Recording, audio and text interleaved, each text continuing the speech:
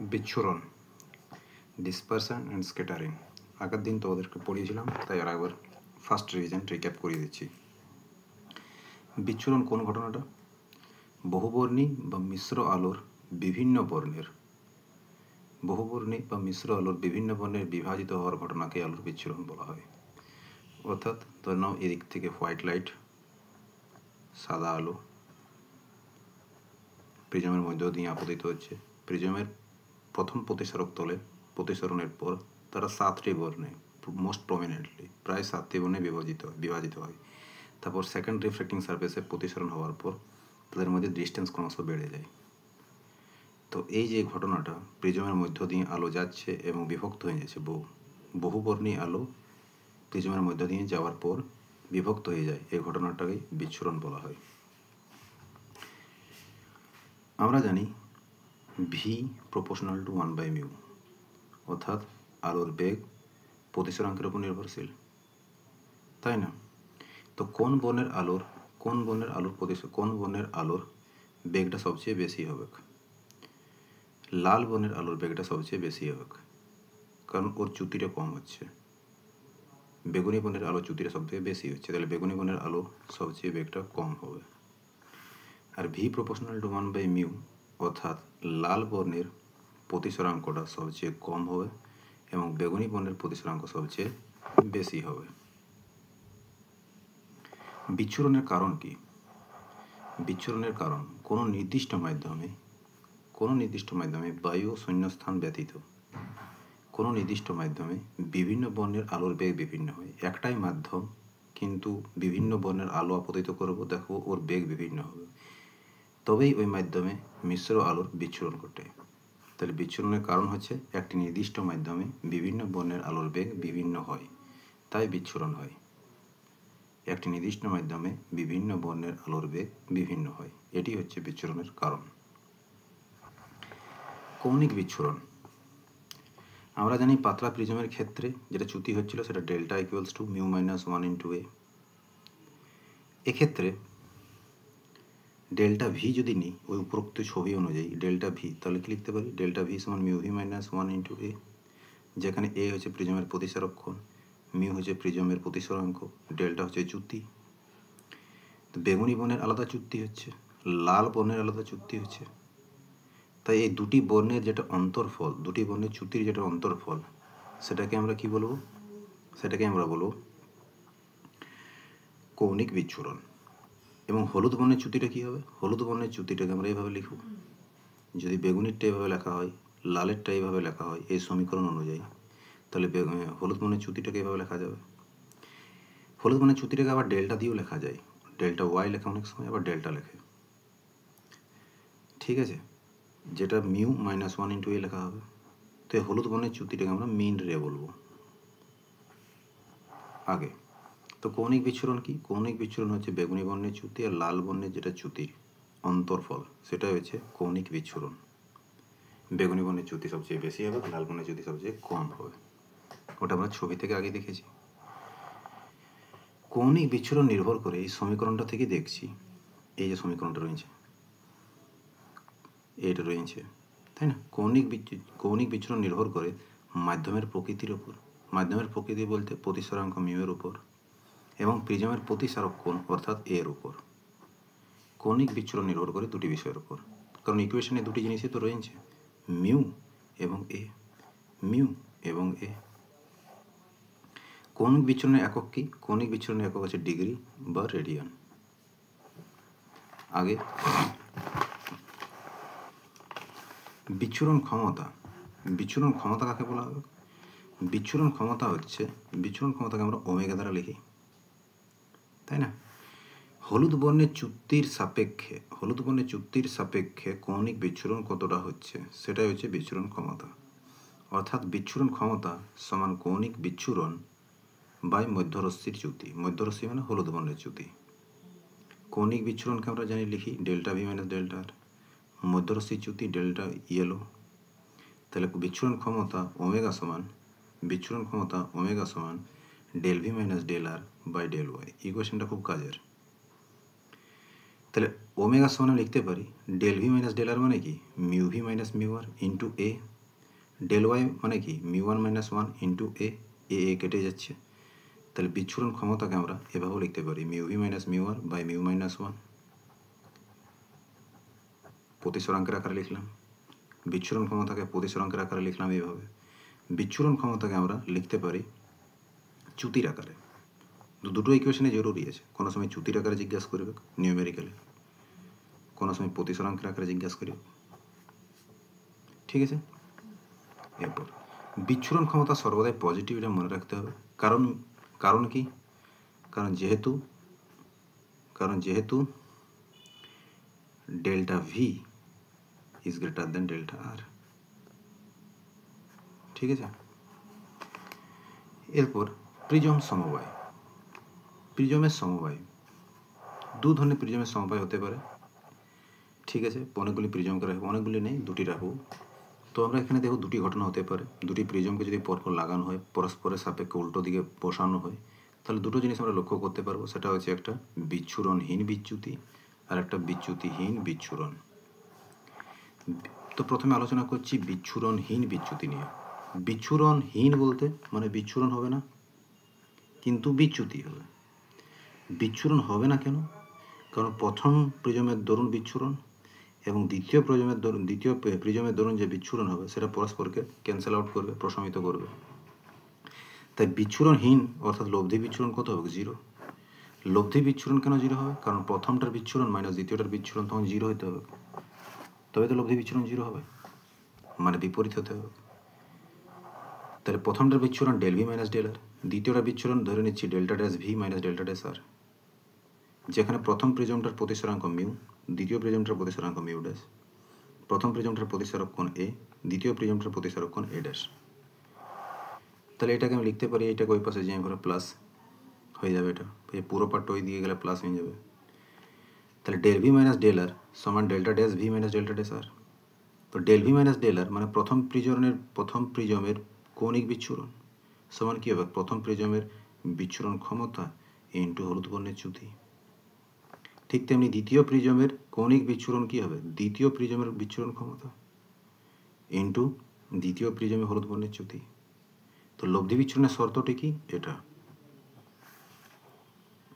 তাহলে বিচ্ছুরণহীন হয়ে গেল, তাই না? বিচ্ছুরণহীনের শর্ত কি? বিচ্ছুরণহীনের শর্ত হচ্ছে এটা। এবার বিচ্যুতি হবে, বিচ্যুতিটা কী ধরনের হবে? লব্ধি বিচ্যুতি বার করতে হবে। তো প্রথমটার বিচ্যুতি মাইনাস দ্বিতীয়টির বিচ্যুতি, বিচ্যুতি বলতে হলুদ বর্ণের বিচ্যুতি। তাই প্রথমটার বিচ্যুতি মানে দ্বিতীয়টার বিচ্যুতি, প্রথমটার বিচ্যুতির জন্য mu minus one into A, দ্বিতীয়টার বিচ্যুতির জন্য mu dash minus one into A dash. এখানে মাইনাস ওয়ান, এখানে ব্র্যাকেট খুললে এটা প্লাস ওয়ান হয়ে যাবে, প্লাস ওয়ান মাইনাস ওয়ান কেটে যাবে, তাহলে হয়ে যাবে mu minus mu dash into A.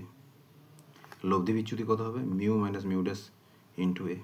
এখন লব্ধি বিচ্যুতিকে আমি প্রতিসরাঙ্ক এবং প্রিজমের প্রতিসারক কোণের আকারে লিখেছি, তাই না? এটাকে আমি বিচ্ছুরণ ক্ষমতা দিয়েও লিখতে পারি, কারণ আগেই কি প্রমাণিত হয়েছে? ওমেগা ডেল্টা সমান ওমেগা ড্যাশ ডেল্টা ড্যাশ। তাহলে কাজ করা যাক, এখান থেকে ডেল্টা ড্যাশের ভ্যালু বার করা যাক। ডেল্টা ড্যাশ সমান কত হবে? Omega delta minus omega delta by omega dash. তো এই যে এই ডেল্টা ড্যাশের ভ্যালুটা, ডেল্টা ড্যাশের ভ্যালুর জায়গায় আমি এই ভ্যালুটা বসাচ্ছি omega delta by omega dash. Delta common নিচ্ছি, তাহলে one minus omega by omega dash. তো এখন আমি লব্ধি বিচ্যুতি বার করছি কিসের আকারে? হলুদ বর্ণের বিচ্যুতি এবং বিচ্ছুরণ ক্ষমতার আকারে। তো এই দুটো ইকুয়েশনে জরুরি হয়ে যায় নিউমেরিক্যালের দিক থেকে। আগেন এটা ছিল প্রথম সমবায়টা, যার নাম ছিল বিচ্ছুরণহীন বিচ্যুতি হচ্ছিল। দ্বিতীয় কি কেস হতে পারে সমবায়ে, প্রিজম সমবায়ে? সেটা হচ্ছে বিচ্যুতিহীন বিচ্ছুরণ। বিচ্যুতিহীন, আগেন বিচ্যুতিহীন মানে বিচ্যুতি হবে না, বিচ্যুতি হবে না। এই যে দুটো প্রিজম রাখা হয়েছে, প্রতিসারক কোণ এ, প্রতিসারক কোণ a dash, প্রতিসরাঙ্ক mu, প্রতিসরাঙ্ক mu dash. বিচ্যুতিহীন অর্থাৎ একটা সাদা আলো যাচ্ছিল। যদি দুটো প্রিজমই না থাকে তাহলে সাদা আলোটা এভাবে যেত। প্রিজম থাকার ফলে এখানে বিচ্ছুরণ ঘটেছে। দ্বিতীয় প্রিজমে যে এন্টার করবে, দ্বিতীয় প্রিজমে এন্টার করার পর এরা প্যারালাল হবে কিছুটা, এবং ফাইনালি যখন এরা বার হবে দ্বিতীয় প্রিজমের দ্বিতীয় প্রতিসারক তল থেকে যখন বার হবে তখন এরা পরস্পরের সমান্তরাল হবে। কার সঙ্গে? ইনিশিয়াল রেটা যেদিকে যাচ্ছিল তার সঙ্গে। তাহলে বলা যায় যে এটা বিচ্যুতিহীন হবে, কোনো বিচ্যুতি নেই, কারণ এদের আর এদের অ্যাঙ্গেল কত? 0, প্যারালাল লাইন, তাহলে বিচ্যুতিহীন। তো বিচ্যুতিহীন কখন হবে? যখন লব্ধি বিচ্যুতিটা 0 হবে।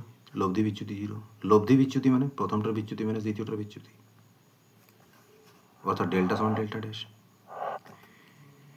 তাহলে এই যে এখন যে রাখা হয়েছে এর আকারে, এটা হচ্ছে বিচ্যুতিহীনের শর্ত। এখন বিচ্যুতিহীনের শর্তটাকে আমি কার আকারে রিপ্রেজেন্ট করছি? প্রতিসরাঙ্ক আর প্রতিসারক কোণের আকারে। ডেল্টা সমান মিউ মাইনাস 1 ইন্টু এ, প্রথম প্রিজমটির বিচ্যুতি মিউ মাইনাস 1 ইন্টু এ, যেখানে মিউ হচ্ছে প্রথম প্রিজমটির প্রতিসরাঙ্ক আর এ হচ্ছে প্রথম প্রিজমটির প্রতিসারক কোণ।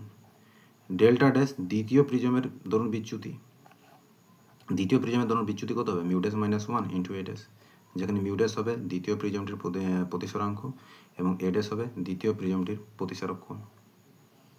ঠিক আছে, তো এটাকে আমি এভাবেও লিখতে পারি, এ বাই এ ড্যাশ সমান mu dash minus 1 by mu minus 1।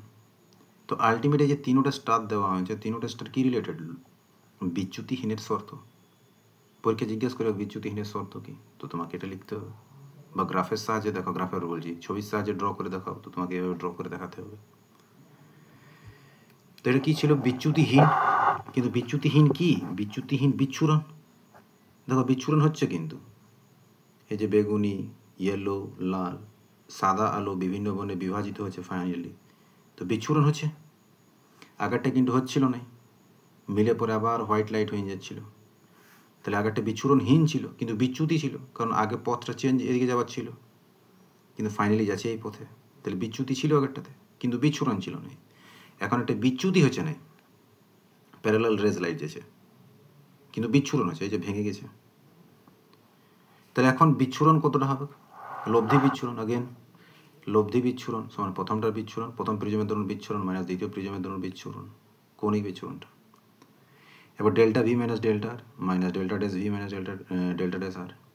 Delta V minus delta R মানে কি? Mu V minus mu R into A. Delta dash V minus delta dash R সমান কি? Mu dash V minus mu dash R into A dash. এখন আমি লব্ধি বিচ্ছুরণকে কিসের আকারে লিখেছি? প্রতিসরাঙ্ক এবং প্রতিসারক কোণের আকারে লিখেছি। নিউমেরিক্যাল আসতে পারে না, আমি এরপর এটাকে চেঞ্জ করব। আমি স্যার প্রতিসরাঙ্ক আর প্রতিসারক কোণের আকারে চাইছি না, আমি বিচ্ছুরণ ক্ষমতার আকারে চাইছি। তো তুমি বিচ্ছুরণ ক্ষমতার আকারে এটাকে রিপ্রেজেন্ট করো, কারণ আমরা জানি তো কৌণিক বিচ্ছুরণ সমান কি হয়? কৌণিক বিচ্ছুরণ সমান বিচ্ছুরণ ক্ষমতা ইন্টু হলুদ বর্ণের চ্যুতি। তাহলে প্রথম প্রিজমের দরুন কৌণিক বিচ্ছুরণ সমান প্রথম প্রিজমের দরুন বিচ্ছুরণ ক্ষমতা ইন্টু প্রথম প্রিজমের হলুদ বর্ণের চ্যুতি। দ্বিতীয় প্রিজমের কৌণিক বিচ্ছুরণ সমান দ্বিতীয় প্রিজমের বিচ্ছুরণ ক্ষমতা ইন্টু দ্বিতীয় প্রিজমের হলুদ বর্ণের চ্যুতি। তাহলে এটা হচ্ছে লব্ধি বিচ্ছুরণ। এ অবধি পড়া হয়েছিল আগের দিন। নেক্সট,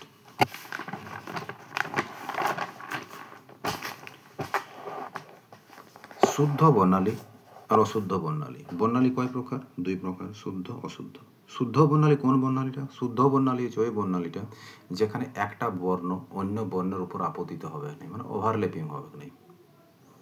দুটি ভিন্ন বর্ণ কোনো সময় ওভারল্যাপিং হবে না, যার ফলে পর্দায় আমি প্রতিটি বর্ণকে স্পষ্টভাবে দেখতে পাবো, সেটা হচ্ছে শুদ্ধ বর্ণালী। শুদ্ধ বর্ণালী ভিপজোরটা দেখতে পাবো, প্রতিটা রঙকে, প্রতিটা কালারকে।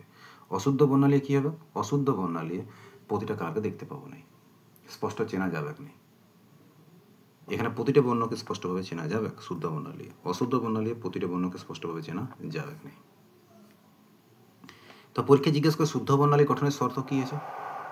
এই যে শুদ্ধ বর্ণালী গঠনের শর্ত, আমি একটা সোর্স নেব, লাইট সোর্স, ওখান থেকে লাইট রেজ বার হবে। মাঝপথে একটা আবরক রেখে দেবো, যার জন্য লাইট বার হবে না, কিন্তু ওই আবরকের মাঝখানে একটা ফুটো ছিদ্র করে দেবো, তাহলে ছিদ্র থেকে লাইট বার হবে। সামনে একটা লেন্স রেখে দেবো, উত্তল লেন্স, কিন্তু এই কন্ডিশনে রাখতে হবে যে উত্তল লেন্সটি যেন এই আবরক থেকে F1 দূরত্বে থাকে, মানে উত্তল লেন্সের ফোকাসে যাতে এই আবরকটা থাকে। তাহলে ফোকাস থেকে রশ্মি নির্গত হবে, প্রতিসরণের পর প্রধান অক্ষের সঙ্গে সমান্তরাল হবে। এই যে প্রধান অক্ষের সঙ্গে সমান্তরাল, দুটো রশ্মি সমান্তরাল। তারপর একে একটা প্রিজমের মধ্য দিয়ে নিয়ে যাব, যে প্রিজমের মধ্য দিয়ে রশ্মিটা পড়বে এটা দুভাগে ভাগ হয়ে যাবে, বিচ্ছুরণ। এখানেও এই রশ্মিটাও দুভাগে ভাগ হবে, বিচ্ছুরণ। তারপর এই বিচ্ছুরণের জন্য মনে করো এই উপরের কালারটা ভায়োলেট ওঠে, রেড ওঠে, নিচেরটা ভায়োলেট ওঠে, তো এর রেড এটা হবে আর এর ভায়োলেট এটা হবে। এরপর দেখো এর রেড আর এর রেড মিশে যাবে। এবার তোমার মনে হবে স্যার ওভারল্যাপিং তো হচ্ছে, কিন্তু দেখো একই বর্ণের হচ্ছে, ভিন্ন বর্ণের আলো মানে ভিন্ন বর্ণের আলোর ওভারল্যাপিং হচ্ছে না। ওপরও লাল বর্ণ, এটারও লাল বর্ণ, তো দুটি লাল বর্ণের আলো আপতিত হয়ে এখানে এই জায়গাটাকে আরো উজ্জ্বলতর লাল করে দেখা হবে। আর এখানে ভায়োলেট আর এখানের ভায়োলেট রেজ মিলে পরে কনভার্জিং রেজ না, মিলে পরে এখানে আবার স্পষ্টত ভায়োলেট করবে। তাহলে স্যার স্ক্রিনটা কোথায় রাখতে হবে? দ্বিতীয় লেন্সের সাপেক্ষে ফোকাস দূরত্বে। দ্বিতীয় লেন্সে যতটা ফোকাস দূরত্ব সেইখানে তোমাকে কী রাখতে হবে? স্ক্রিনটাকে রাখতে হবে। তাহলে শুদ্ধ বর্ণালী গঠনের শর্ত কি? এই সব জিনিসগুলো নিতে হবে, সোর্স, আবরক, দুটি লেন্স, একটা প্রিজম, একটা স্ক্রিন। এই হচ্ছে প্রথম প্রশ্ন, এতগুলো জিনিস দরকার। কিভাবে গঠন করব তার শর্তটা হচ্ছে সোর্স থেকে কিছু দূরত্বে আবরক রাখব, আর আবরকটাকে এমন জায়গায় থাকতে হবে যাতে এই লেন্সটার প্রথম লেন্সের সাপেক্ষেও ফোকাসে থাকে। তারপরে এরা ফোকাস থেকে রশ্মি নির্গত হয়ে প্রধান অক্ষের সমান্তরালে পার হবে, প্রিজমের মধ্য দিয়ে আপতিত হওয়ার পর বিচ্ছুরণ হবে, বিচ্ছুরণের পর আবার তারা কোথায় মিলিত হবে? বিচ্ছুরণের পর আবার তারা উত্তর লেন্স নিয়ে যাবে, আর একটা উত্তর লেন্স, দ্বিতীয় উত্তর লেন্স, এবং দ্বিতীয় উত্তর লেন্সে প্রতিসরণের পর তারা আবার মিলিত হবে, যেখানে মিলিত হবে সেখানে স্ক্রিন। তো স্ক্রিনটাকে কোথায় রাখতে হবে? স্ক্রিনটাকে রাখতে হবে দ্বিতীয় লেন্সের সাপেক্ষে ফোকাসে। তো এইটা হচ্ছে শর্ত, যেগুলো বললাম এটাই হচ্ছে শর্ত, এগুলোকে লিখতে হবে।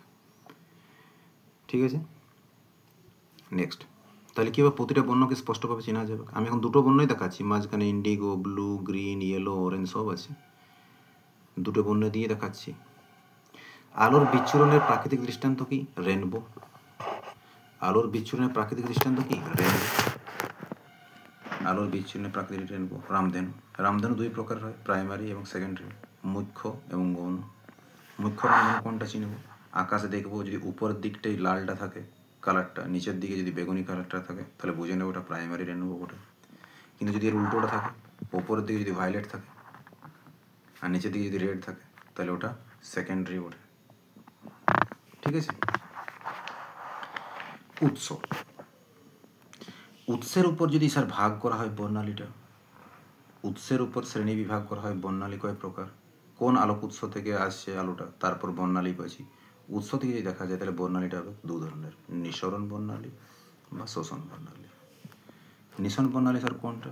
নিঃসরণ বর্ণালীটা হচ্ছে ওই বর্ণালীটা যখন উৎস থেকে উৎসের টেম্পারেচারটা আমি বাড়ান দেবো আর চাপটা কম রাখবো। কোনো আলোক উৎসকে উচ্চ তাপমাত্রা এবং নিম্ন চাপে রাখলে ওই উৎস থেকে যে আলোক রশ্মিটা বার হবে আর সেখান থেকে যে বর্ণালীটা পাওয়া যাবে সেটা হবে নিঃসরণ বর্ণালী। ঠিক আছে স্যার। শোষণ বর্ণালী কোনটা? শোষণ বর্ণালী বোঝাচ্ছি, এই যে আলোক উৎস হোয়াইট লাইট, আলোক উৎস থেকে আলোক রশ্মি আসছে, মাঝখানে কোনো একটা বস্তু রেখে দেব, যে বস্তুটার উপর আলো পড়বে, তো দেখা যাবে এই বস্তুটা যতগুলো আলো পড়েছে, যত ইন্টেন্সিটি, যত বর্ণের, দেখা যাবে সব বর্ণের আলো এখানে স্ক্রিনে পাওয়া যাবে না। তার মানে কিছুটা বর্ণ কী হয়ে যাবে? শোষণ করে নেবে। তো বর্তমানে এখানে কি পাওয়া যাবে? এই জায়গাটা অন্ধকার, এই জায়গাটা অন্ধকার, এই জায়গাটা অন্ধকার, এই জায়গাটা অন্ধকার, তো ওগুলো কী হবে? এই অন্ধকার যে পূর্ণ জায়গাগুলো, এই অন্ধকার পূর্ণ জায়গাগুলো যে বর্ণালীটা পাওয়া যাবে সেটা হচ্ছে শোষণ বর্ণালী। ঠিক আছে। তাহলে উৎসের উপর যদি বেশ করে বলা যায় তাহলে হবে তোমার বর্ণালী দুই প্রকারের, নিঃসরণ বর্ণালী এবং শোষণ বর্ণালী। আগে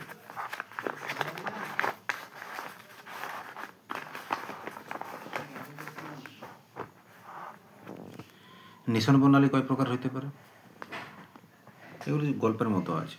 নিঃসরণ বর্ণালী কয় প্রকার? নিঃসরণ বর্ণালী তিন প্রকারের, নিরবিচ্ছিন্ন, রেখা, পট্টি। নিরবিচ্ছিন্ন বর্ণালী কোন বর্ণালীটা? নিরবিচ্ছিন্ন বর্ণালী হচ্ছে ওই বর্ণালীটা যে বর্ণালীর প্রতিটা বর্ণকে দেখা যাবে, যে বর্ণালীর প্রতিটা বর্ণকে দেখা যাবে সে বর্ণালীকে নিরবিচ্ছিন্ন বর্ণালী বলব। ঠিক আছে, এদের মাঝখানে কোনো অন্ধকার অঞ্চল থাকবে না। নিরবিচ্ছিন্ন বর্ণালী মনে রাখতে হবে, হলুদ বর্ণের বর্ণালীটার তীব্রতা সবচেয়ে বেশি হবে, উজ্জ্বলতা বেশি হবে। আর হলুদ বর্ণের থেকে এই দিকে মানে লালের দিকেও যাব, আবার হলুদ বর্ণের থেকে বেগুনির দিকেও যাব, উজ্জ্বলতা কমে কমে যাবে। এই হচ্ছে নিরবিচ্ছিন্ন বর্ণালী। প্রতিটা বর্ণকে স্পষ্ট দেখা যাবে, সাতটা রং পাওয়া যাবে, কোনো অন্ধকার থাকবে না মাঝে। দ্বিতীয়ত, হলুদ বর্ণের উজ্জ্বলতা বেশি রইবে।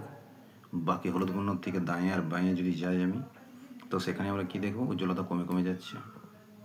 ঠিক আছে, সেটা হচ্ছে নিরবিচ্ছিন্ন বর্ণালী। নিরবিচ্ছিন্ন বর্ণালী থেকে কী জানা যায়? উৎসের উষ্ণতা সম্পর্কে জানা যায়। সূর্যের উষ্ণতা আমরা ক্যালকুলেট করতে পারি, সূর্যের কেন্দ্রে কত উষ্ণতা আছে। কী করে? কারণ সূর্য থেকে আসা যে বর্ণালীটা, সেটা আমরা নিরবিচ্ছিন্ন বর্ণালীভাবে ক্যালকুলেট করি, তাহলে ওইখান থেকে উষ্ণতা সম্পর্কে জানা যায়। এতটুকু মনে রাখতে হবে, নিরবিচ্ছিন্ন বর্ণালী থেকে উৎসের উষ্ণতা সম্পর্কে জানা যায়। নিরবিচ্ছিন্ন বর্ণালীতে প্রতিটি বর্ণকে স্পষ্টভাবে দেখা যায়।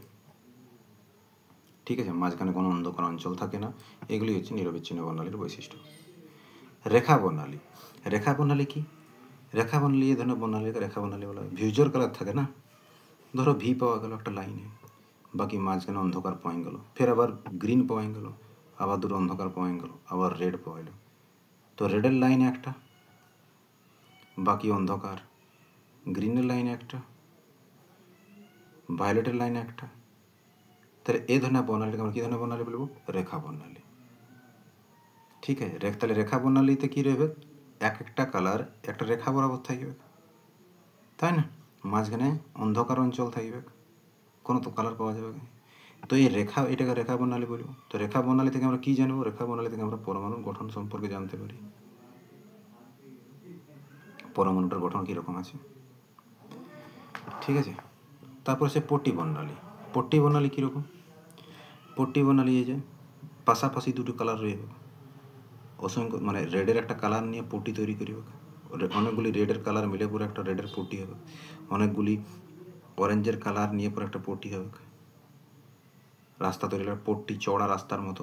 ঠিক আছে, এমনভাবে হবে যেটা বোঝা যায় যে রেড শেষ হয়েছে, এই যে পট্টি হয়ে গেল একটা, মাঝখানে আবার অন্ধকার, এখানে কিছু নেই, আবার এখানে একটা পট্টি সৃষ্টি হয়ে যাবে দুটি কালারের সংমিশ্রণে,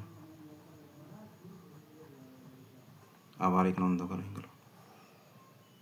তাহলে পট্টি বর্ণালী ওই বর্ণালীটা হবে যেখানে দুটি আলো মিশ্রিত হতে পারে, দুই বা ততোধিক আলো মিশ্রিত হয়ে গেলে একটা পট্টি সৃষ্টি করবে, এবং মাঝে মাঝে আবার অন্ধকার অঞ্চলও থাকবে। তো সেটা হচ্ছে পট্টি বর্ণালী। পট্টি বর্ণালী থেকে কী জানা যাবে? অণুর গঠন জানা যাবে। কী করে স্যার? ধরো রেখা বর্ণালীর সাহায্যে পরমাণু যদি জানা যায়, তো কতগুলি পরমাণুর সমষ্টি নিয়ে কী বলা হয়? অণু বলা হয়, তাই না? তো রেখা বর্ণালীর সাহায্যে যদি পরমাণু গঠন জানা যায়, তো পট্টি বর্ণালী কি অ্যাকচুয়ালি অনেকগুলি রেখা বর্ণালীর সমষ্টি। তাহলে এটা যদি পরমাণুর গঠন জানা যায়, তাহলে এটা অনেকগুলি পরমাণুর গঠন সম্পর্কে জানা যাবে, আর অনেকগুলি পরমাণুর গঠন মানে অণুর গঠন। তাহলে পট্টি বর্ণালী থেকে অণুর গঠন জানা যাবে, রেখা বর্ণালী থেকে পরমাণুর গঠন জানা যাবে, নিরবিচ্ছিন্ন বর্ণালী থেকে উৎসের উষ্ণতা সম্পর্কে জানা যাবে। নিরবিচ্ছিন্ন বর্ণালী প্রতিটি বর্ণ দেখা যাবে স্পষ্টভাবে, হলুদের উজ্জ্বলতা বেশি হবে, তারপরে তার দ্বিতীয় দিকে উজ্জ্বলতা কমে কমে যাবে। রেখা বর্ণালীতে একটা একটা লাইনের মতো থাকবে রেখাগুলো, বর্ণগুলা, তারপর মাঝখানে অন্ধকার অঞ্চল থাকবে। পট্টি বর্ণালীতেও ওইভাবে অনেকগুলি রেখার উপরিপাতের ফলে সৃষ্টি হবে পট্টি বর্ণালী, মাঝখানে আবার অন্ধকার অঞ্চল থাকবে। এই হচ্ছে বর্ণালী। উৎসের উপর দুভাগে ভাগ করা হয়েছে, নিঃসরণ, শোষণ। নিঃসরণকে আবার দুভাগে ভাগ করা হয়েছে। নিঃসরণ মানে এমিট করা, নিঃসরণ মানে কি? এমিট, কোনো বস্তু থেকে বার হবে। শোষণ মানে কি? কোনো বস্তু থেকে শোষিত হয়ে আসছে। ঠিক আছে, তো নিঃসরণ বর্ণালী তিনভাবে হবে। ঠিক তেমনি শোষণ বর্ণালী কত রকমের হতে পারে? শোষণ বর্ণালী দু রকমের হবে, রেখা শোষণ এবং পট্টি শোষণ। ওর মতো নেই, ওর উল্টাটা। নিঃসরণ বর্ণালীর উল্টাটা হচ্ছে শোষণ বর্ণালী। পার্থক্য শুধু এখানে যে নিঃসরণ বর্ণালীতে নিরবিচ্ছিন্ন বর্ণালী পাওয়া যায়, কিন্তু শোষণ বর্ণালীতে ওটা পাওয়া যায় না। বাকি ওইখানেও রেখা বর্ণালী আর পট্টি বর্ণালী পাওয়া যায়, এখানেও রেখা আর পট্টি জানা যায়। এরও বৈশিষ্ট্য এই রেখা থেকে পরমাণুর গঠন জানা যাবে, আর পট্টি শোষণ থেকে তোমার অণুর গঠন সম্পর্কে জানা যাবে। তারপর হচ্ছে সৌর বর্ণালী। দেখো, সৌর বর্ণালী সাধারণত নিরবিচ্ছিন্ন বর্ণালী। নিরবিচ্ছিন্ন মানে প্রতিটা বর্ণ দেখা যাবে সাধারণত, আমরা এটা ভাবি, কিন্তু যদি উচ্চ বিশ্লেষণী যন্ত্রের সাহায্যে দেখা যায় তাহলে বোঝা যাবে যে এটি প্রকৃতপক্ষে রেখা বর্ণালী। প্রকৃতপক্ষে রেখা কি বর্ণালী? রেখা নিঃসরণ, রেখা শোষণ, রেখা শোষণ বর্ণালী। এবার তুমি বলো স্যার কি করে? দেখো, সূর্য থেকে রশ্মি বার হবে, পৃথিবীর অ্যাটমসফিয়ারে আসবে, পৃথিবীর অ্যাটমসফিয়ারে ছোট ছোট পার্টিকেলস থাকবে। তো যখনই এই পার্টিকেলসের সঙ্গে এনার্জিটা কোলাইড হবে, এই পার্টিকেলস, এই এনার্জিটা মানে লাইট রেজটা, তো দেখা যাবে কি এখান থেকে সমস্ত বর্ণের আলো আসবে এখানে, সমস্ত বর্ণের আলো আসবে এখানে। কিছু বর্ণ শোষণ হয়ে যাবে। যদি 7টা আছে, মনে করো 12টা ছিল, তো এখানে 7টা পাওয়া গেল। ঠিক আছে, তো ওই বাকি 5টা যে কি থাকবে? অন্ধকার, তাহলে শোষণ বর্ণালী। তাহলে উচ্চ বিশ্লেষণী যন্ত্র, যদি হাই রিজলিউশন কোনো যন্ত্র থাকে, হাই রিজলিউশন, ওর সাহায্যে যদি আমি দেখি, তখন বোঝা যাবে যে সৌর বর্ণালী প্রকৃতপক্ষে হচ্ছে রেখা শোষণ বর্ণালী। কিন্তু নর্মালি আমরা মেনে চলি সাধারণত এটি নিরবিচ্ছিন্ন বর্ণালী, যতক্ষণ না উচ্চ বিশ্লেষণী যন্ত্রের সাহায্যে দেখা যায়। উচ্চ বিশ্লেষণী যন্ত্রের সাহায্যে দেখতে গেলে তখন রেখা শোষণ বর্ণালী। তো এখানে ফ্রনহার আর টেলুরিক রেখা বলে দুটো লাইট আছে, মানে দুটো লাইন আছে, শোষণ দুটোই। তো এটা তোমরা পড়বে, গল্পের মতো আছে, ভালো লাগবে পড়ে, বুঝবে। ঠিক আছে, ফ্রনহার রেখা, টেলুরিক রেখা কী জিনিস, এমনি জাস্ট অ্যাডিশনাল নলেজের জন্য পড়বে, পরীক্ষা এখান থেকে কোনো প্রশ্ন আসে না। বর্ণালী বিশ্লেষণের প্রয়োগ, ওই যে স্যার আপনি বললেন উৎসের তাপমাত্রা জানা যাবে নিঃসরণ থেকে, পরমাণুর গঠন জানা যাবে রেখা বর্ণালী থেকে, অণুর গঠন জানা যাবে তোমার পট্টি বর্ণালী থেকে, পদার্থের শনাক্তকরণ করা যাবে, পদার্থের শনাক্তকরণ করা যাবে, এটা হচ্ছে শোষণ বর্ণালী থেকে, এটা শোষণ বর্ণালী থেকে। শোষণ বর্ণালীর প্রয়োগ কি? পদার্থের শনাক্তকরণ, শোষণ বর্ণালী থেকে জানা যাবে। ঠিক আছে, নেক্সট, আলোর বিক্ষেপণ। আলোর বিক্ষেপণ কোন ঘটনাটা? সূর্য থেকে রশ্মি আসছে, পৃথিবীর অ্যাটমসফিয়ার, বায়ুমণ্ডলের অসংখ্য ধূলিকণা আছে ছোট ছোট, সূর্য থেকে আসছে লাইট রেজ, এই ছোট ধূলিকণার উপর এসে পরে কোলাইড করছে। তো ছোট ধূলিকণা থেকে আবার আলো চারিদিকে ছড়িয়ে পড়েছে। ছোট ধূলিকণাটা এর কাছ থেকে কিছু এনার্জি লিছে, ঠিক আছে, সম্পূর্ণ এনার্জি তো নিতে পারছে না, কিছু এনার্জি লিছে, আর যখন ওই এনার্জিটা এর ওভার হয়ে যাচ্ছে তখন এই আবার চারিদিকে ছড়িয়ে দিচ্ছে। অর্থাৎ এই যে ধূলিকণাটা, এটা গৌণ আলোক উৎস হিসাবে কাজ করছে, এটা গৌণ আলোক উৎস হিসাবে কাজ করছে। তো এই ঘটনাটাকে আমরা বিক্ষেপণ বলি। এই ঘটনাটাকে আমরা কি বলি? বিক্ষেপণ। অর্থাৎ বিক্ষেপণের যদি আমাকে সংজ্ঞা বলতে হয় তাহলে আমি কী বলবো বলো? বিক্ষেপণের সংজ্ঞা, যখন আলো বায়ুমণ্ডলের মধ্য দিয়ে যায় তখন বায়ুমণ্ডলের বায়ুকণা দ্বারা এই আলো বিভিন্ন দিকে ছড়িয়ে যায়। সূর্য থেকে আগত আলোকরশ্মি যখন বায়ুমণ্ডলে প্রবেশ করে তখন বায়ুমণ্ডলে অসংখ্য ধূলিকণা, ছোট ছোট ধূলিকণার প্রভাবে এই আলোটি চারিদিকে বিক্ষিপ্ত হয়ে পড়ে, চারিদিকে ছড়িয়ে পড়ে। আলোর এভাবেই ছড়িয়ে পড়ার ঘটনাটাকে আমরা কী বলি? আলোর বিক্ষেপণ বলি। তো আলোর বিক্ষেপণ বোঝা গেল কী ওটা? আলো চারিদিকে ছড়িয়ে পড়বে। কিসের জন্য ছড়িয়ে পড়বে? এই কলিজন হবে বায়ুমণ্ডলে, ছোট ছোট পার্টিকেল রয়েছে ওদের সঙ্গে, তারা চারিদিকে ছড়িয়ে পড়বে, সেই ঘটনাটাকে আলোর বিক্ষেপণ। বিক্ষেপণ সংক্রান্ত সবচেয়ে ইম্পর্টেন্ট যে সূত্রটা রয়েছে সেটা হচ্ছে রেলের সূত্র। পরীক্ষা জিজ্ঞেস করবে রেলের বিক্ষেপণ সূত্রটি কি, বা বিক্ষেপণ সংক্রান্ত রেলের সূত্রটি লেখো। তো তোমাকে এইটুকু লিখতে হবে যে বিক্ষিপ্ত আলোর তীব্রতা, বিক্ষিপ্ত মানে যে আলোটা চারিদিকে ছড়িয়ে পড়ছে কলিজনের পর, বিক্ষিপ্ত আলোর তীব্রতা তরঙ্গ দৈর্ঘ্যের, বিক্ষিপ্ত আলোর তীব্রতাটা তার তরঙ্গ দৈর্ঘ্যের চতুর্থ ঘাতের ব্যস্তানুপাতিকে পরিবর্তিত হয়। বিক্ষিপ্ত আলোর তীব্রতা আলোর তরঙ্গ দৈর্ঘ্যের চতুর্থ ঘাতের ব্যস্তানুপাতিকে পরিবর্তিত হয়। এটি হচ্ছে রেলের বিক্ষেপণ সংক্রান্ত সূত্র, বিক্ষেপণ সূত্র। তো এখান থেকে আমরা বুঝতে পারছি লাল আলো তরঙ্গ দৈর্ঘ্য বেশি হয়, তাহলে লাল আলোর তীব্রতাটা, এখান থেকে যে লাল আলো বার হবে ওর তীব্রতাটা অনেক কম হবে।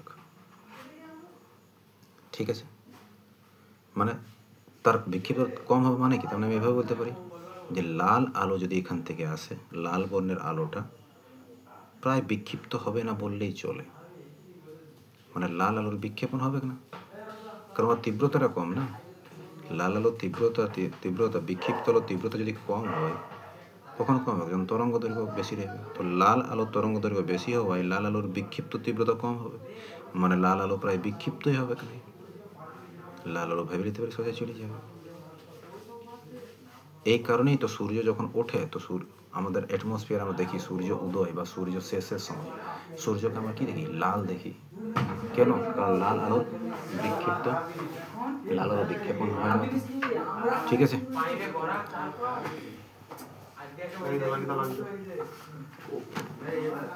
লাল আলোর বিক্ষেপণ অতটা হয় না। কোন বর্ণের আলো তাহলে বিক্ষেপণ বেশি হবে? যার তরঙ্গ দৈর্ঘ্য কম, যেমন বেগুনি বর্ণ। বেগুনি বর্ণের আলোর তরঙ্গ দৈর্ঘ্য কম হওয়ায় বেগুনি বর্ণের আলোর বিক্ষিপ্ততার পরিমাণ বেশি। ঠিক আছে, তো বেগুনি বর্ণেও তো আমাদের চোখের পক্ষে সেন্সিটিভ নয়। আমাদের চোখের পক্ষে সেন্সিটিভকে লাল, সবুজ এবং ব্লু, রেড, গ্রিন, ব্লু আমাদের চোখের পক্ষে সেন্সিটিভ। তাই আকাশকে আমরা ওইভাবে না দেখে আকাশকে আমরা কীভাবে দেখি? আকাশকে আমরা ব্লু বা নীল রঙের দেখি, কারণ বেগুনি বর্ণ আমাদের চোখের পক্ষে সেন্সিটিভ না। ঠিক আছে, তাই আমরা ওইভাবে ওকে দেখি। তাই বেগুনি বর্ণের আলো সবচেয়ে বেশি বিক্ষিপ্ত হবে, কিন্তু বেগুনি বর্ণের আলো আমাদের চোখের পক্ষে সেন্সিটিভ নয়।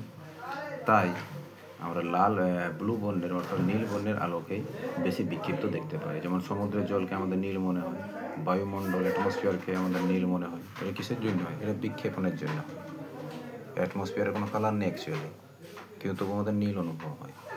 তার কারণে হয়েছে বিক্ষেপণ। বিক্ষেপণের কি প্রাকৃতিক দৃষ্টান্ত রয়েছে?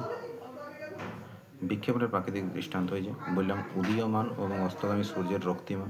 সূর্যকে লাল দেখায় সূর্য উদয়ের আগে, এবং সূর্যাস্তের পরে সূর্য কীরকম দেখায়? লাল দেখায়।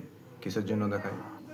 কারণ আলোক রশ্মি তো অনেক দূর থেকে আসে সূর্য থেকে, আর্থের অ্যাটমসফিয়ার রয়েছে, এখান থেকে তো সব আলো আসছে, সূর্যের মধ্যে সব আলো রয়েছে, বিভিন্ন বর্ণের আলো।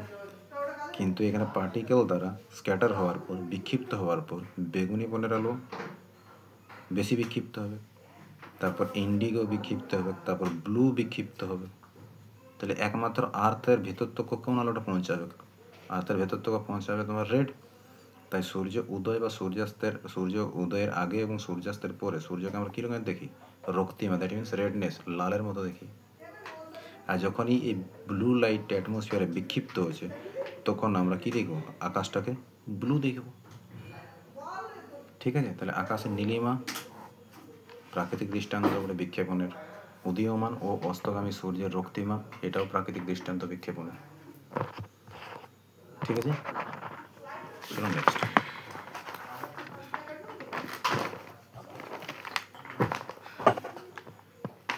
এই ছিল গল্প। এরপর আসছে অ্যাকচুয়াল ম্যাটারে। রমন এফেক্ট।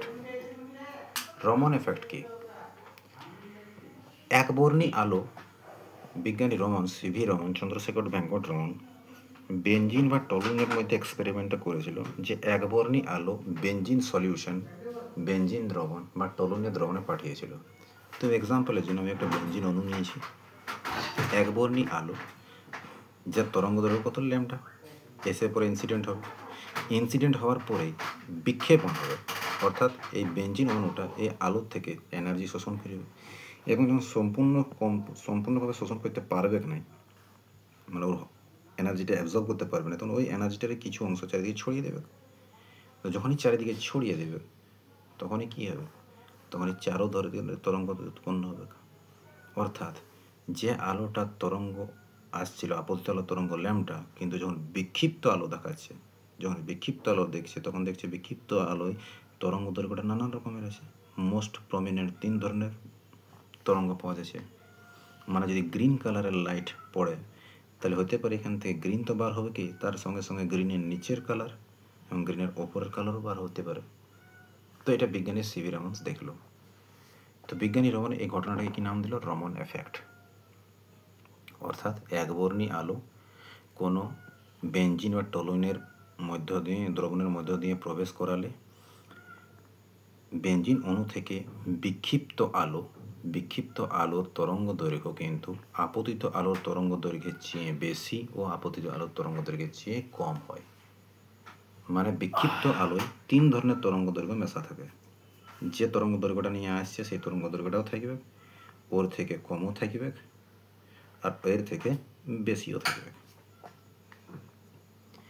এরপর এখানে হচ্ছে আলোচনা, যে তরঙ্গ দৈর্ঘ্যটা, যে বিক্ষিপ্ত আলোর তরঙ্গ দৈর্ঘ্যটা বেশি অরিজিনালের তুলনায়, অরিজিনাল ল্যামডা ছিল, বিক্ষিপ্ত হচ্ছে ল্যামডা, ল্যামডা ড্যাশও, ল্যামডা ডবল ড্যাশও। তো ল্যামডা ড্যাশ যেটা বিক্ষিপ্ত আলোর, বিক্ষিপ্ত আলোর তরঙ্গ দৈর্ঘ্যটা মূল আলোর তরঙ্গ দৈর্ঘ্যের চেয়ে বেশি, তো ওই লাইনটাকে আমরা বলবো স্টোকস রেখা বা স্টোকস লাইন। বিক্ষিপ্ত আলোর তরঙ্গ দৈর্ঘ্য ল্যামডা ডবল ড্যাশ যেটা কিন্তু মূল আলোর তরঙ্গ দৈর্ঘ্যের চেয়ে কম, সেটাকে আমরা বলবো অ্যান্টি স্টোকস লাইন, বিপরীত স্টোক রেখা। আগেরটাকে বলবো স্টোক রেখা, এখন এটাকে বলবো বিপরীত স্টোকস রেখা।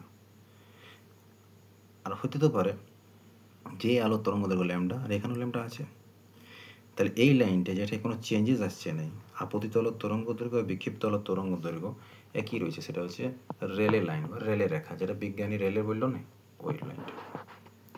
তাহলে অ্যাকচুয়ালি সিভি রমন দেখলো যে রেলে যে কথাটা বলেছে সেটা ঠিকই, কিন্তু শুধু তাই নয়, তার সঙ্গে সঙ্গে ওই আলোর তরঙ্গ দৈর্ঘ্যের চেয়েও বেশি তরঙ্গ দৈর্ঘ্যের এবং ওর চেয়ে কম তরঙ্গ দৈর্ঘ্যের আলো বিক্ষিপ্ত হয়েছে।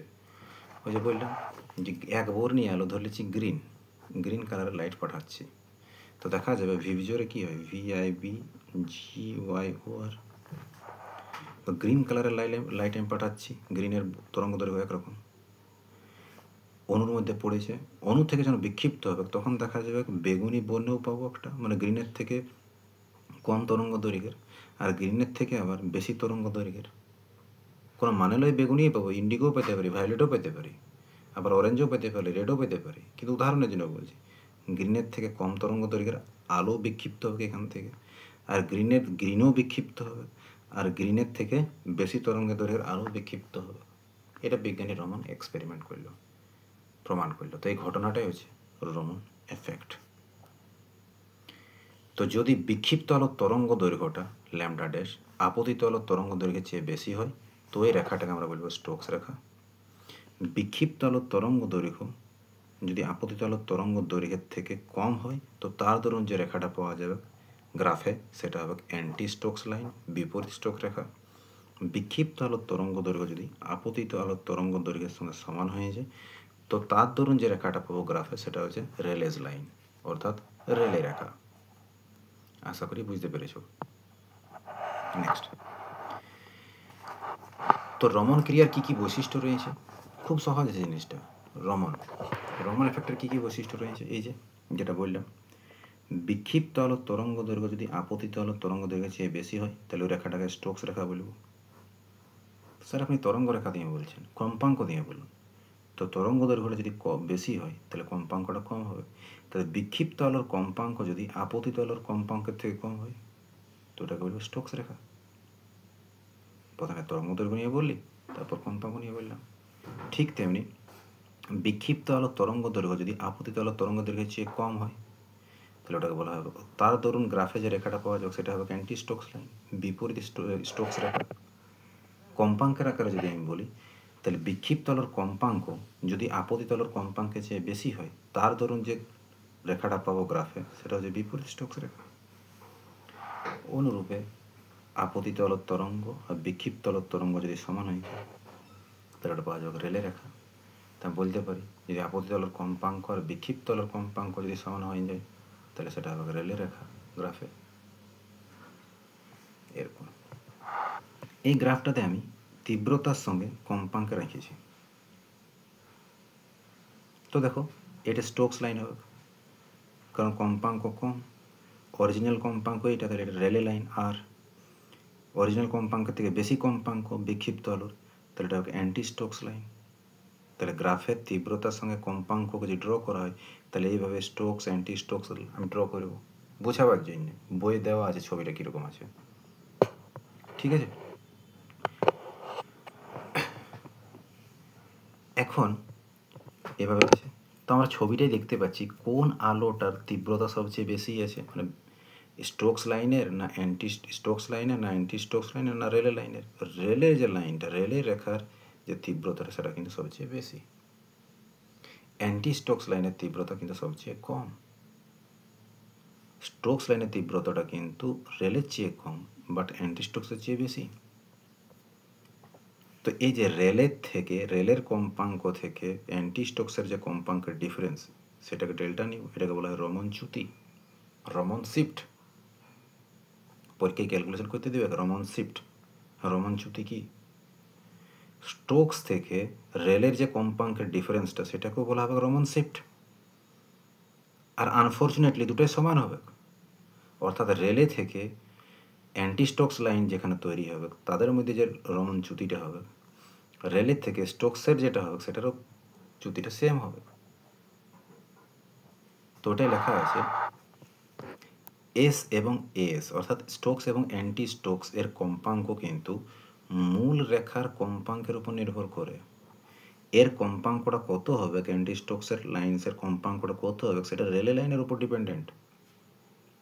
স্টোকস লাইনের কম্পাঙ্কটা কত হবে সেটা কার উপর ডিপেন্ডেন্ট? এর উপর ডিপেন্ডেন্ট, রেলের উপর ডিপেন্ডেন্ট। মূল রেখার উপর নির্ভর করে যে স্টোকস আর অ্যান্টি স্টোকস লাইনের কম্পাঙ্কটা কত হবে। কিন্তু ব্যবধান, কিন্তু রমন চ্যুতিটা, কিন্তু এদের ব্যবধান, অর্থাৎ রেলের থেকে স্টোকসের ব্যবধান বা রেলের থেকে অ্যান্টি স্টোকসের ব্যবধান, কিন্তু ব্যবধান মূল রেখার কম্পাঙ্কের উপর নির্ভর করে না, এর কম্পাঙ্কের উপর নির্ভর করবে না যে এটা কতটা ব্যবধানে হবে। এর কম্পাঙ্ক কতটা হতে পারে স্টোকসের, সেটা নির্ভর করবে এর উপর। অ্যান্টি স্টোকসের কম্পাঙ্ক কত হবে সেটা নির্ভর করবে রেলের উপর। কিন্তু রেলে থেকে কত দূরে অ্যান্টি স্টোকস হবে, রেলের থেকে কত কম্পাঙ্কের দূরে, কত কম্পাঙ্কের চ্যুতি, কত রমন শিফটের চ্যুতি হবে, কত কম্পাঙ্কের দূরত্বে অ্যান্টি স্টোকস হবে, অর্থাৎ রমন চ্যুতি হবে, সেটা কিন্তু মূল রেখার কম্পাঙ্কের উপর নির্ভর করবে না, রেলের রেখার উপর নির্ভর করবে না। এই লাইনটার কত কম্পাঙ্ক হবে সেটা এর উপর নির্ভরশীল, এই লাইনটার কত কম্পাঙ্ক হবে সেটা এর উপর নির্ভরশীল।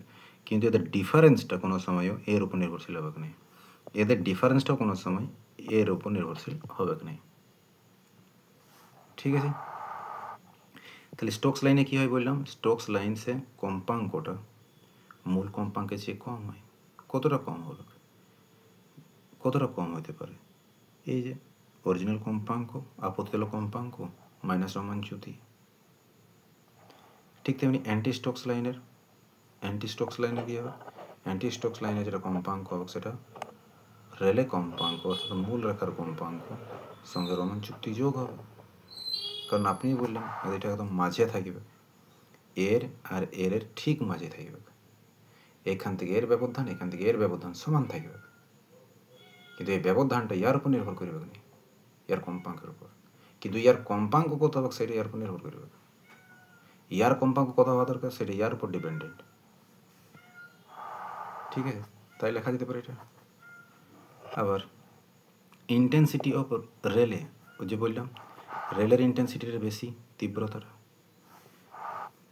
তারপর হচ্ছে স্টোকস, ওই যে স্টোকসের তীব্রতাটা, রেলের পরে স্টোকস, তারপর অ্যান্টি স্টোকসের তীব্রতা অনুযায়ী লেখা যায়, তাহলে রেলের তীব্রতা বেশি, স্টোকসের তার চেয়ে কম, অ্যান্টি স্টোকসের সবচেয়ে কম।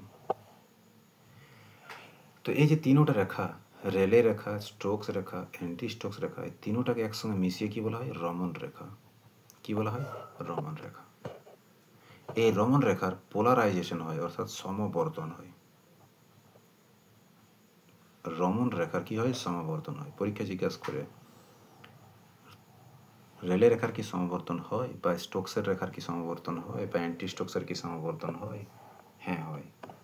টোটাল রমন সবারই কিন্তু সমবর্তন হবে, রেলে, স্টোকস, অ্যান্টি স্টোকস সবারই সমবর্তন হয়। আগে কোয়ান্টাম তত্ত্বের সাহায্যে ফোটন ক্রিয়ার ব্যাখ্যা, one of the most important, পরীক্ষায় পড়তে পারে এক্সপ্লেনেশন। কোয়ান্টাম তত্ত্বের সাহায্যে রমন ক্রিয়ার ব্যাখ্যা, ফোটন ক্রিয়ার নয়, রমন ক্রিয়ার ব্যাখ্যা। কোয়ান্টাম তত্ত্বের সাহায্যে রমন ক্রিয়াটা বোঝাও। তো কোয়ান্টাম তত্ত্বের সাহায্যে আমরা আলোকে না তরঙ্গ ভাবি, আমরা আলোকে কী ভাবি? কোয়ান্টাম তত্ত্বে আমরা আলোকে ভাবি আলো একটি পার্টিকেল, আলো আছে অনেকগুলি পার্টিকেলের সমষ্টি। এর প্রত্যেকটি পার্টিকেলকে কী বলা হয়? Photon, according to quantum theory. কোয়ান্টাম থিওরির লাইটকে ওয়েভ ভাবা যায় না, কোয়ান্টাম থিওরির লাইটকে ভাবে যে লাইট হচ্ছে ফোটন পার্টিকেলস, অনেকগুলি ফোটন পার্টিকেল। প্রতিটি ফোটন পার্টিকেলের এনার্জি কত থাকবে? ই সমান এইচ নিউ। প্রতিটি ফোটন পার্টিকেলের এনার্জি কত? ই সমান এইচ নিউ। নিউটা হচ্ছে কম্পাঙ্কটা, মানে কাঁপতে কাঁপতে আসে পার্টিকেলগুলো। তো যখন এই পার্টিকেল সূর্য থেকে আসা বা অন্য কোনো যে লাইট থেকে সোর্স থেকে আসা ফোটন পার্টিকেল, ফোটন কণাগুলি আসবে, তার গতিপথে যদি কোনো একটা অবজেক্ট রাখা হয়, অণু, এটা কোনো অণু বটে, তো এই ফোটনের সঙ্গে এই অণুটার সংঘর্ষ হবে। রেজাল্ট কী হবে? ফোটনের এনার্জি ই এইচ নিউ। তো হতে পারে ফোটন ধাক্কা খাইলো আর চলে গেল, নিজের যতটা এনার্জি নিয়ে ততটা এনার্জি নিয়ে চলে গেছে।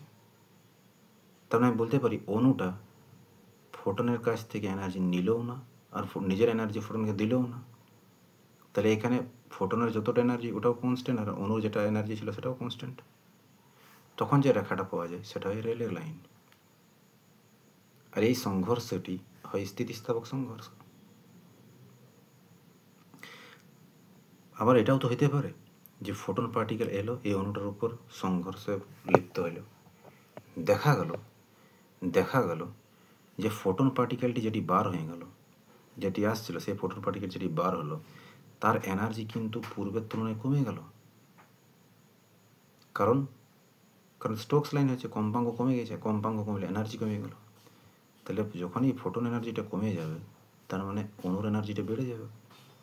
তাহলে ফোটনের সঙ্গে অণুর সংঘর্ষে যদি অণুর এনার্জি বেড়ে যায়, তাহলে ফোটনের এনার্জি কমে যাবে।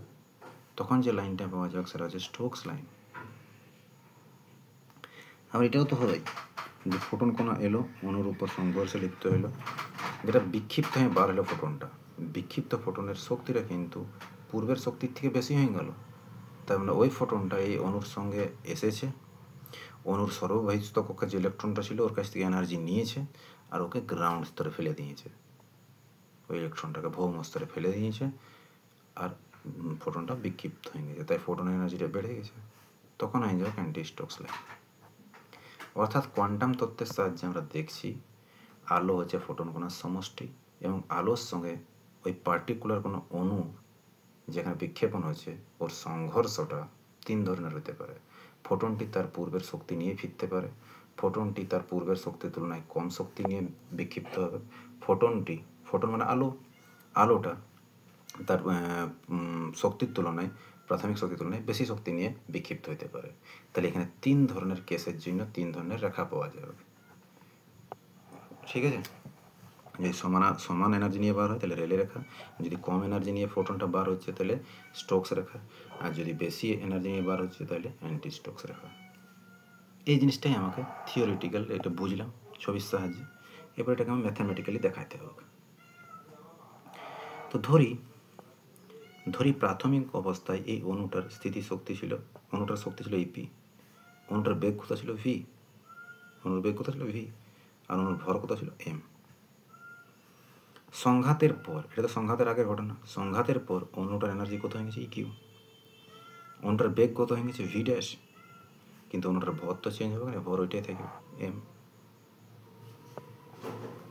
আপতিত ফোটনের শক্তি কত ছিল? ধরে নিচ্ছি যে শক্তিটা আসছে, আপতিত শক্তি initial energy H into nu I, initial energy, initial I for initial frequency. বিক্ষিপ্ত ফোটনের শক্তি অর্থাৎ এই ফোটনগুলোর শক্তি কোনো মানে কি তিনোটা ধরে লিছি, যেটা বিক্ষিপ্ত হচ্ছে সংঘর্ষের পর তারও শক্তি রয়েছে ইএফ, যেটা এইচ ইন্টু নিউ এফ, কারণ আমরা জানি ই সমান এইচ নিউ হয়। তাহলে শক্তির সংরক্ষণ, পুরো প্রসেসটাতে শক্তির সংরক্ষণে চলছে। তো শক্তির সংরক্ষণ নীতি অনুযায়ী আমি বলতে পারি সংঘাতের আগে যত শক্তি ছিল সংঘাতের পরও তত শক্তি হবে। তাহলে সংঘাতের আগে কার শক্তি ছিল? অণুটার ছিল ইপি, অণুটার গতিশক্তি ছিল হাফ এম ভি স্কোয়ার, আর ফোটনের শক্তি ছিল ইআই। সংঘাতের পর অণুটার শক্তি ই কিউ, অণুটার গতিশক্তি half M V dash square, আর ফোটনের শক্তি এফ। ধরে নিচ্ছি যে সংঘর্ষটায় টেম্পারেচারটার কোনো পরিবর্তন হয়নি, পরিপার্শ্বের টেম্পারেচারের কোনো পরিবর্তন হচ্ছে না এই সংঘর্ষটায়। যদি পরিপার্শ্বের টেম্পারেচারের কোনো পরিবর্তন না হয় তাহলে আমি বাইরে যেতে পারি অণুগুলির গতিশক্তির কোনো চেঞ্জ হয়নি। কারণ তোমাদেরকে ক্লাস 11 পড়িয়েছিলাম কাইনেটিক থিওরি অফ গ্যাসে, যে গ্যাসের গতিশক্তিটা, গ্যাসের অণুগুলির বা কোনো জিনিসের অণুর গতিশক্তি কিন্তু তার টেম্পারেচারের উপর ডিপেন্ডেন্ট। তো যদি টেম্পারেচারের কোনো চেঞ্জ না হয় তাহলে বলতে পারি অণুটার যত আগে গতিশক্তি ছিল এখন অতটাই রয়েছে। তাই ভি সমান ভি ড্যাশ, তাহলে কেটে যাবে, তাহলে পড়ে যাবে ইপি ইআই সমান ইকিউ ইএফ। তাহলে ইপি ইআই এর জায়গায় H nu I, EQ EF এর জায়গায় এইচ নিউ এফ। এখান থেকে আমি এইচ এটাকে নিয়ে গেলাম ওইদিকে, এটাকে ওইদিকে নিয়ে গেলাম, তাহলে H nu F minus H nu I, H common নিয়ে nu F minus nu I, তাহলে ই ওই পাশে যাবে, তাহলে EP minus EQ.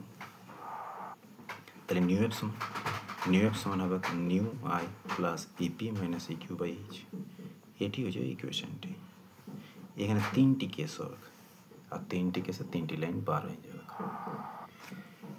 New F মানে বিক্ষিপ্ত ঘটনার কম্পাঙ্কটা।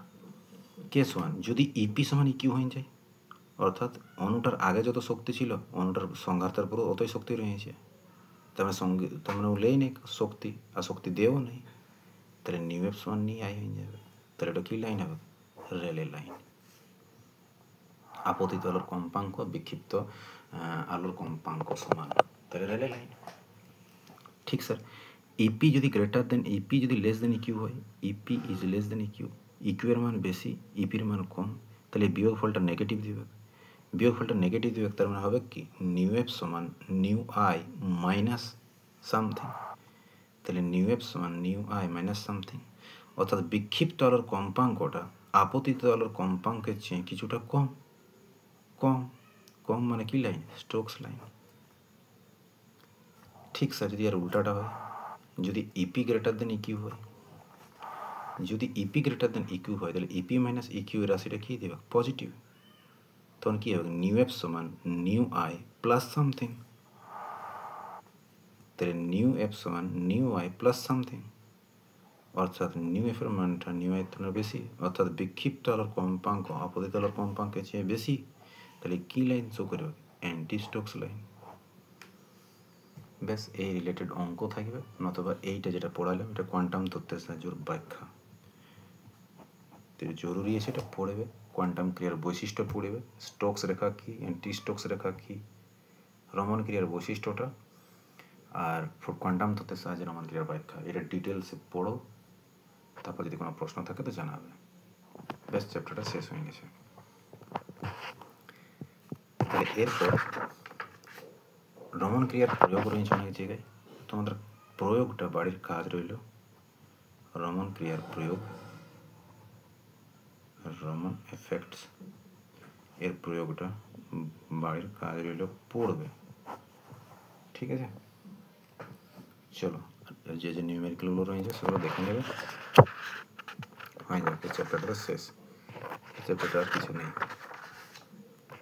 ঠিক আছে, চলো রাখছি তাহলে।